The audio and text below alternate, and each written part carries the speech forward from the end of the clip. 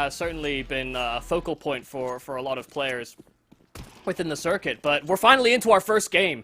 Pashabiceps and Heaton constructing teams, legendary players of the game, and Mirage our battleground. It will, of course, be a start for the T side of Team Heaton, and they've gotten very little utility. A smoke, a flash, they're going to try and make it work on the A side. And you've got Cruz lurking over. The smoke's gone through for a bit of an awkward spot. Pash, rather Bialy, starts off beautifully. Shen following up with a few more. And he wants to keep it going up on top of the ticket box while Mihu comes through and assists as well. Cruz and Heaton left to try and fight things out. Heaton trying to get whatever he can, but at the end of the day will be taken down. I will not lie to you. I see Team Pasha and Team Heaton in the middle, and I accidentally keep reading those as the player names. Yeah, so, yeah, no, I can see how that happened. Very large, very orange. We have got a nice stylized HUD here, I will say. But yeah, might take a little bit getting used to. But A play, Heaton, wasn't too great. You know, not getting a lot of those opening duels and only the one smoke. Too difficult. Too many players from the Bicep squad reacted in time. Nice strong start.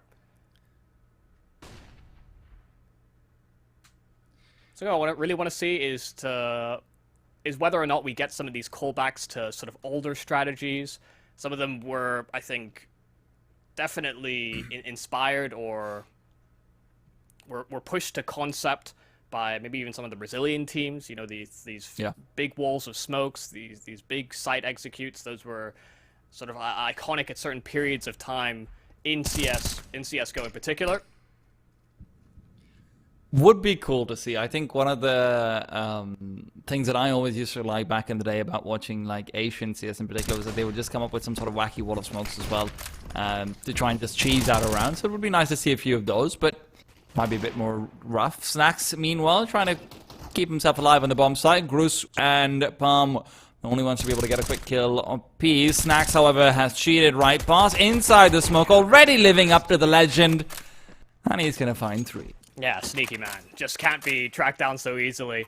Getting out of the apartments once that smoke's down. Snacks, obviously still a competitor these days. Had his brief stint as well with Ents, I believe, at the Blast tournament. That certainly kept people interested in his ability as an individual player. But this core that Pasha has constructed is the 3 from the VP side that weren't a part of the Golden 5 transfer from CS 1.6 to then CSGO. Probably one of the most successful Polish lineups and one of the most successful towards the end of 1.6 squads. And very long-lasting, too. Yeah. Oh, did Snacks spot the player? Are we about to see some sneaky business on Master Sneak himself? No, you can't get past him, and Snacks is just going to come through, take down Palm 1 and take down Heaton as well. Of course, this is just an anti-eco round, but I've got my eyes on Dennis. He's got a deagle in his hands. Come on, Dennis. Give us a throwback.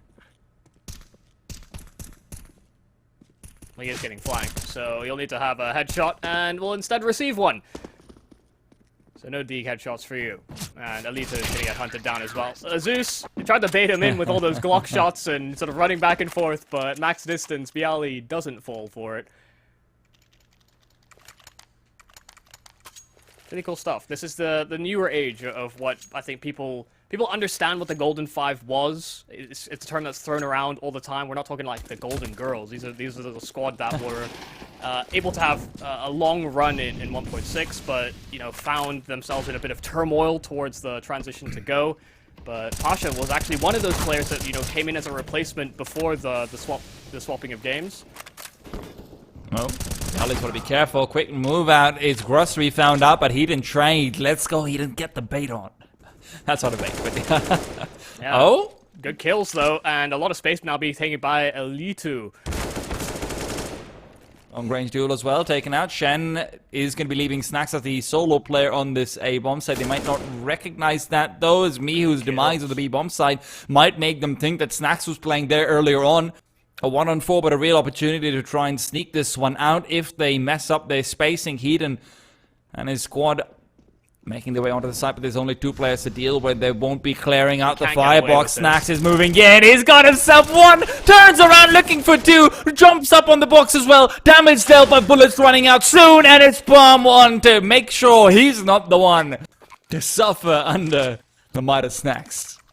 Man, it is such good news that Palm 1 was turned around to plant that bomb, because otherwise he might have been a secondary victim if he was busy looking at Con. Good reactions by him, but you see just how mischievous Snacks can be. So hard to pin down. He was he was typically on the B-bomb site. That's where he had his hold earlier on in the game. As if he's Firebox. Of course, it's also, in matches like this, maybe you don't want to be sticking to conventional wisdom of, yeah, that player's playing B site now, because obviously, you know, if Snacks wants to move, Snacks gets to move. It's one of the foundational rules of Counter-Strike, though. You play spots, and you don't move from them, because people are just going to get annoyed that you keep changing your positions. If there's one man who's about to break the foundational rules of Counter-Strike, I am okay with it. Yeah, I mean, Snacks can do it. He's fine to do it, I'm sure. Talking about all you MMers that seem to think that you can just go wherever you please. You're not Snacks. Smoke's faded. Trent's looking to get busy in connector. Will he check the corner? Of course he will. Grass will fall. Of course, it would be interesting to see Shen and company, if Team Pasha is able to actually win this one. I think they've got a solid chance for it. Then Shen's major wins will have been from an Academy League and from a Legends League, which is an interesting narrative. Yeah, kind of polar opposites, right?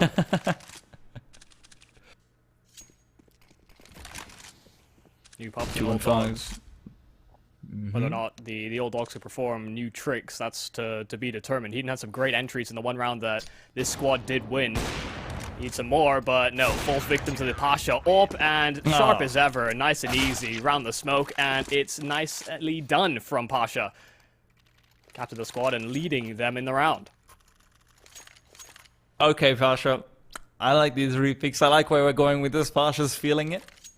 I was a little bit worried. I don't know how much he's been playing lately. Obviously, he's got a lot of other things going on in his life and career as well, but some things don't leave you too easy. Yeah, he runs like a summer camp thing where you can go and play games, but also encourages fitness, and who better to do that than Pashabiceps, who was known to be probably the buffest man in Counter-Strike, and, you know, later then we'd have somebody like Blame F, but, you know, he walked so that Blame F could run. Pasha, iconic, and running his own camps, like you said, just taking part in boxing as well. Entertainer in many different ways. Shen wants to be an entertainer in only one way, though. Zoned down on his crosshair, and he's got himself 2. Spray transfer takes a while, but it gets it done. Dennis and Gus to try it out. Mew back onto the side he goes, and Dennis is still here to intercept. A 2-on-2 close, but the T's are low, and they have very little to deal with the fact that Snacks has rotated over already. You've got Biani also inching through. Snacks has found Grus on the fade, and Dennis, who's now all alone with 19 HP, doesn't have much to do in this round beyond just hope for a mistake to be made. Slow peek there from Dennis, and caught Snacks jumping, but tight angle, hard shot to hit. Pretty one-sided state of affairs so far, even in the rounds that are kind of close. Pasha squad seem to have this minor edge. Some of that inherent team chemistry by playing together for 4+ years on a squad together. Feel like that core 3 that Pasha's brought to this tournament might be a little bit overpowered. Oh, Dennis. Expecting that push to come through. Shen's been having some fun, getting a little bit flagrant, but this time punishment is there, although Alito is meeting his own punishment. Gross to join him in the grave. Beali is, of course, playing Mr. Ferryman.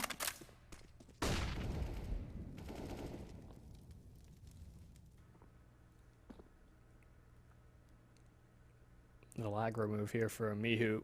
Went for a fast flank over at A, and previous round might be able to accomplish the same thing on a B play, but Snacks might get there before him. any smokes, any contact over at that B-bomb site, Snacks will activate, and that flash actually is his prompt to move in from behind. Bialy just cutting them down before they even get going, and they're already looking for a flank, but Palm 1 can't do anything about it. Dennis is already out of the van, and no bomb, no real way to get back into those apartments because Snacks has watchful eyes. Poor Dennis has just got himself in these positions where he doesn't have the bomb, his teammates will fall, and he's already got the space he thought he needed. He's on the bomb site, and now... position reveal, fights taken, Mihu to be felled. Dennis isn't letting go of the trigger just yet.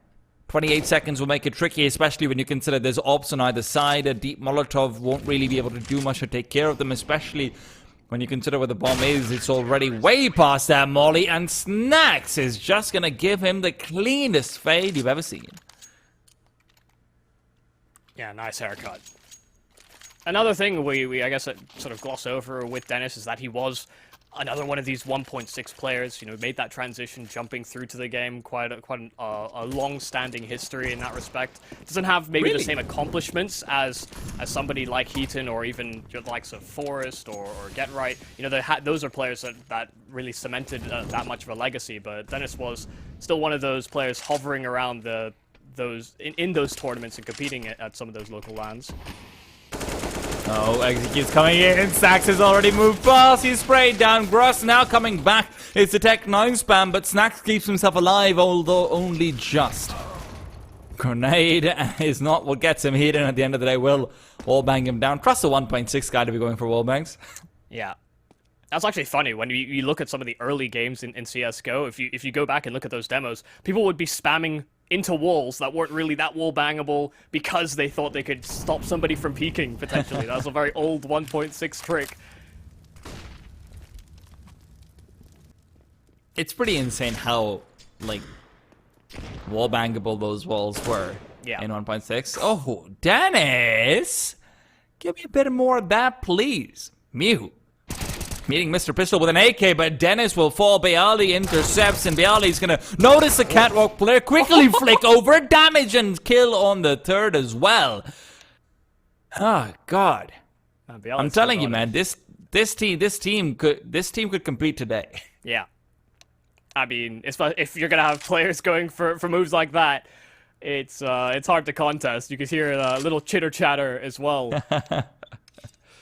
Probably just going, hey, why? How on earth have you done that, Bialy?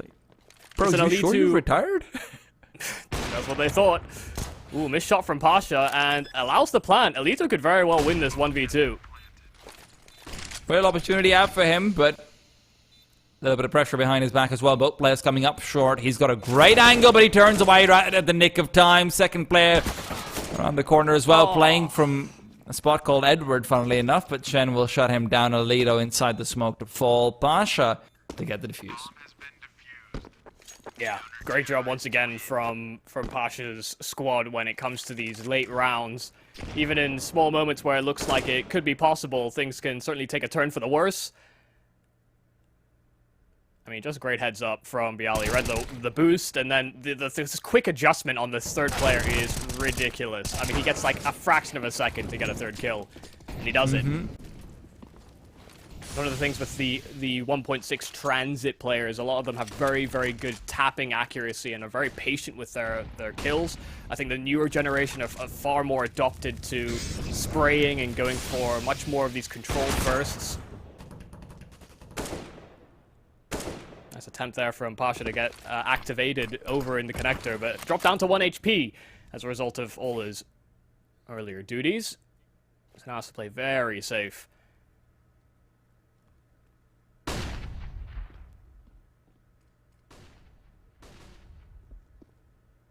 Didn't really talk too much about the action from the Heaton side, just because there hasn't really been too much. Also wanted to kind of touch on another player we didn't talk too much about in Gruss, as this gun round looks like it might just be going askew. Actually, maybe still some life left in it. Good kill from Heaton. He's actually found a lot of good entries. Oh, Shen, however, has been the counterpart. He's just been fantastic on the defense. This is very much a player. He is to fragging. It's very spread out at the moment from the Heaton squad. I think they're really just hoping that they can build some momentum in some respect, or they maybe find a weakness, or maybe one player gets on a bit of a heater or a bit of a tear. because right now it is a bit of a struggle instead. Alito has a Krieg, while Heaton has a Deagle. These are not the same things. Let's see whether the Krieg actually does anything over here. Always exciting to see interesting weaponry choices. Grenade and Molotov is down. Gross will not have the spread to him yet. Miu's still fighting up Short Cat, but all he gets is damage, although it is a lot of it. Gross in for a World of Hurt in this round. Alito, nobody jump spotting over at B. In fact, nobody inside of the B bomb site, just doubled up off of Short. They really wanted to go for this mid control, and lurking out of the B apartments hasn't been successful for Heaton so far. Here's where to call a whole squad by one name when the name's in the server. We are all Heaton on this blessed day. Maybe we just call them Team Heat, Team Heat, and Team Biceps. They ain't from Miami, though. Who knows, man? Maybe Heaton's got a bit of Miami in him as well. But right now he's hoping that he's got it in him to hit some nice Deagle headshots. Mihu on the other side. Snacks to try and stop the cross. Will be unsuccessful, but Mihu catches the leftovers. And now Snacks has got himself a chance for a few more. Why not? Why the hell not? You thought you were safe. Snacks was shooting from in front of you, and you didn't expect a flank, but Bialy takes his place, goes for a nice backstab, and Pashabiceps' squad continues to succeed. This will be one of the key factors we have to sort of hone in on. The game has changed a lot. I think people, when we look back at the older versions of Counter-Strike, even so much so as, you know, from 1.3, 1.6 to then Source, the amount of executes and the amount of set-piece plays have drastically increased. It's so much so a standard nowadays. Something that's missing so far. Hey. Flash in Shen's face, but that won't matter. He doesn't realize there's a second player coming in, turns around, and Alito's been given the space to find the kill. Miu, however, always on time. This man's like Gandalf, but a little bit less old, at the very least. Of course, he's not one of the legends yet. Quickly finds himself on ticket booth. Still one more player on the bomb site, but with how low Dennis is, that's just a grenade waiting to finish him off. Smoke dissipation means a bullet will do, though, and Snacks to quickly cut him down. 10-1. Team Biceps is looking strong. Yeah, it's like the fourth or fifth round we've seen that the CT side has been down to these, like, a couple of players surviving. So you see the money's not great for the Biceps squad, but even in spite of that, every 2vx scenario, they seem to win it. Also, I'm gonna reel that back. What do you mean on time like Gandalf? What's that supposed to mean? A wizard is always on time. Is he?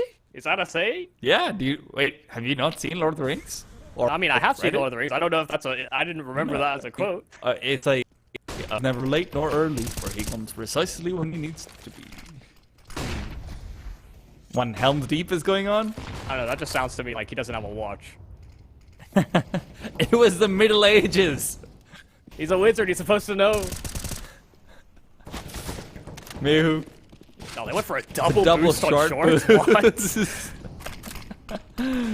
What? Fun days, man. Fun days. But Miu's having some fun days down in middle. I talked about how he's a menace on catwalk. I wasn't thinking on the CT side, but hey, what's good for the goose is good for the gander. Yeah, this is rough. Heaton squad cannot get engaged.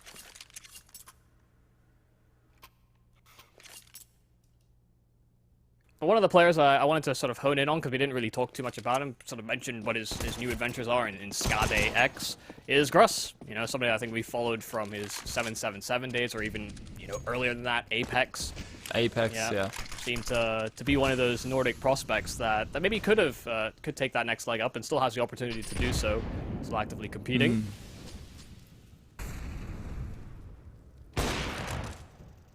Oh. You don't get the class like that, though. Look, there's been a few misses, but I have been very impressed by what Bosch has brought to the table. I'm just saying. It does just feel as though we are competing against a team here with Pasha. You know, Heaton came in his interview was saying, "Oh, you know, it's going to be kind of a show match. We want to win, obviously, but it's been some time. You know, I've assembled a squad that hopefully will do a lot of the dirty work for me." Like, here's the thing: Heaton's had some really high impact entries. Yeah. As always. I like where you're going with this, Michael, because what you're saying is it's his team's fault. I'm not. I mean, maybe more eloquently put. But the struggles have been extended outside of the inexperience, maybe with CS:GO as the main game. Heaton's already defined his legacy, so didn't need to compete as much in the follow-up.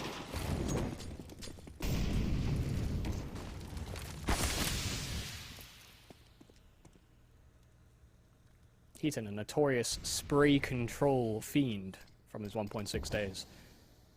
Can you do it on the Mac 10? Is the question. Yeah, probably not. Quite a few players nice craft. sort of honed their craft on spray control in 1.6, where it was predominantly tap-centric, very burst fire. Edward was another.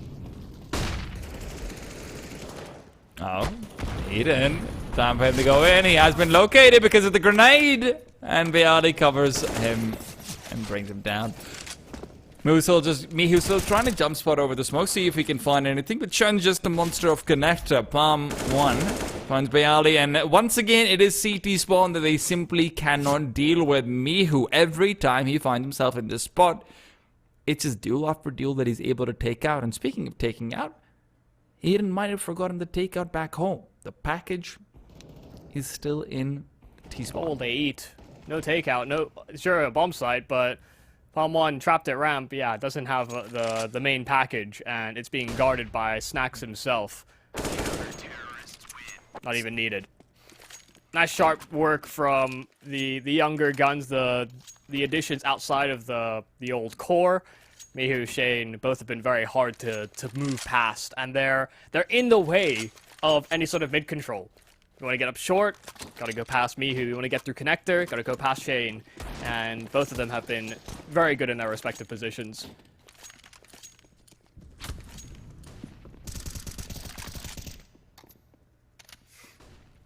Not to mention these two in the window room. Oh. Ooh. A dirty Last half. way to end the half. it was a hard half to really find arguments in favor of the Heaton squad. Some base ideas, tried to go out in mid control, tried to get some Zeus kills, you know. I felt like they were certainly trying to get some nice experience or some nice individual moments from the players that they've brought to the table. And then you have Pasha's squad that's just trying their heart out. You know, full flashing, setting up for small, distinct protocols. Very hard to discern between normal games and show matches when you're still actively competing like Shane and Mihu are. Well, oh, Alito, nice entry for him. Pasha's not able to chase him down. Finally gets the kill, and it's Palm 1 to get Shen in the meanwhile. Still, Dennis yet to frag, and he's got himself a USP to work with. Let's go, Dennis. One of the all-time, I think, great pistol players that we had, especially when we moved into CS:GO. Some players were super good at it in 1.6. I think Dennis was certainly in that sort of talking point. Maybe even say like top 10, top 15, maybe. But then transiting to CS:GO can be quite difficult to have that same sharpness. Dennis always did. Cash play, probably the most iconic of which. I think whenever I think of like pistol gods of CS, I do think Dennis is the first name that comes to mind. Not because other people weren't necessarily, you know, plays better potentially. Speaking of pistols, nice shot from Mihu. It's also very much because, you know, those people were like simple, etc., who you just know because they're simple as well. Dennis was the guy who, okay, he was an insane rifler, but everyone knew. Yeah. He's the pistol guy. And it wasn't as if it was that easy to discern. You know, you look back at some of these POVs, I think you could see how sharp he is on those pistols. But yeah, you know, when you don't have those hallmarks of success, very difficult sometimes to see the transition.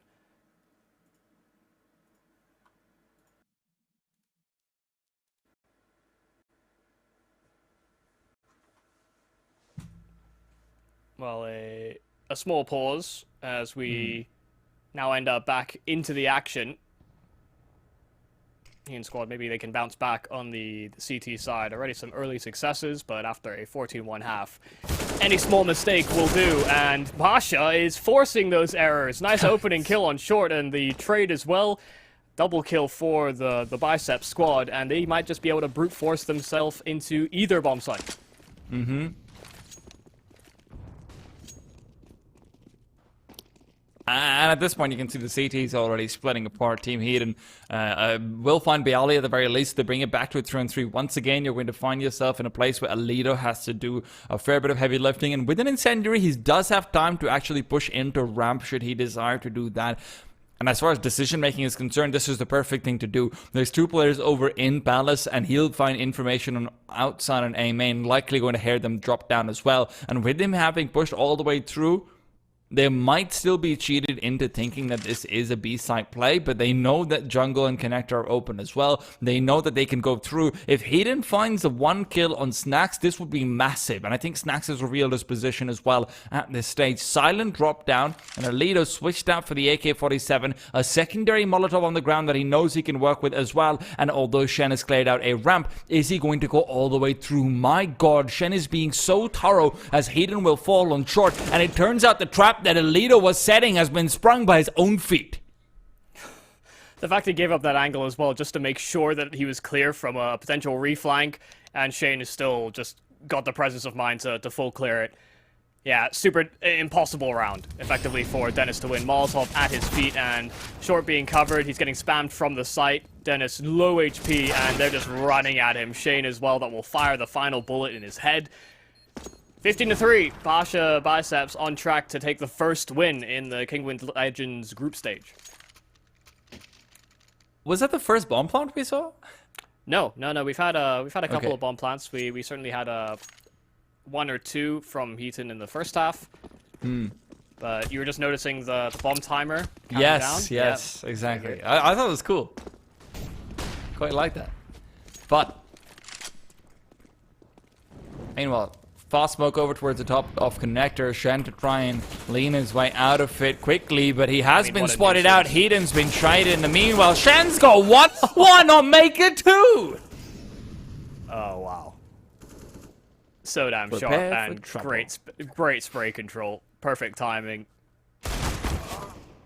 Poor Gross isn't finding anything. Palm 1, the last one to remain a single life to differentiate Team Heaton from their first loss and Pashabiceps from their first win. And well, Bomb 1's good for the 1, make it 2. Quick frags found, but a 1-on-5 with the Deagle, that would truly be legendary. And it doesn't look like he should be able to get it located and spotted out. Grenade's not going to do anything to him. Smoke's down, nades down, utils all over the place. Bomb 1 just wants a fair fight, man. You'll finally get one.